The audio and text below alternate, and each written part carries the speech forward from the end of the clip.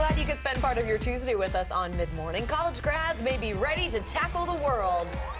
Well, they might not be ready, though, at least according to employers, right? A survey by PayScale shows that nearly 90% of grads consider themselves ready to go. They're ready to rock. They're well prepared. But only half of hiring managers agree. Okay.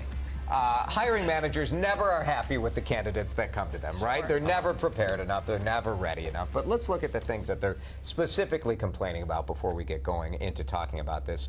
More than half of all companies, 60%, said critical thinking skills. That's the problem.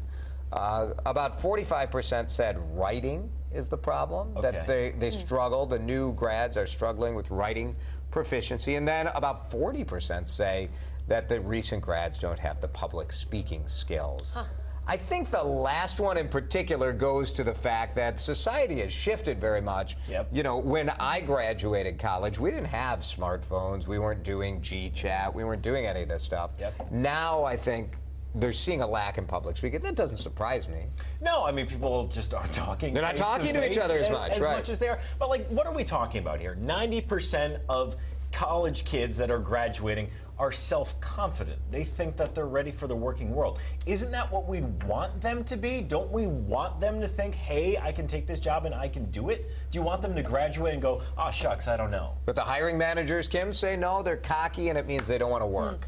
Typical millennials. Yeah, and I definitely don't think that that's a fair assessment. I don't think you can, brush with a broad stroke this generation that they're all like that. I will say there is something too, though. Millennials, they like to communicate via text message and G-Chat, and they're more forgiving of poor grammar amongst each other. Whereas if you're going to be interacting with a different generation, they might not be. So I don't know. I think it's interesting in that regard. I do think that universities need to take a little bit of responsibility in this because we're seeing such a hyper focus on what you want your study to be. I think that there's something to be said for having a really large core. I know that that was something that I kind of resented at the time when I was getting my undergrad. But how am I going to use this? It was 70% of our curriculum were things like extra literacy classes. They were public speaking. They were things that you didn't think that you would need, and maybe you don't.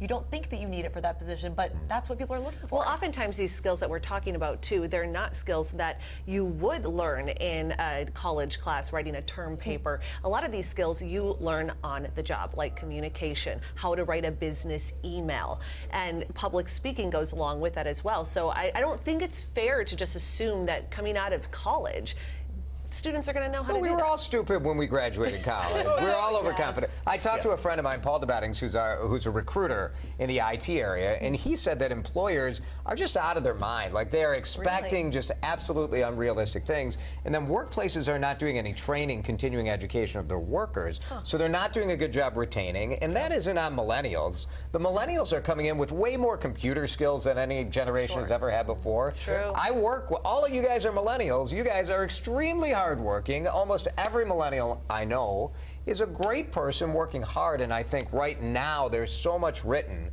about how millennials are such a disaster that the hiring managers, the Gen X and Boomers, need to take a look at themselves, and maybe they need to be doing a better job training their people. It's a rare moment on this show, but it's ridiculous. Like, take a little responsibility for your own workplace. Absolutely.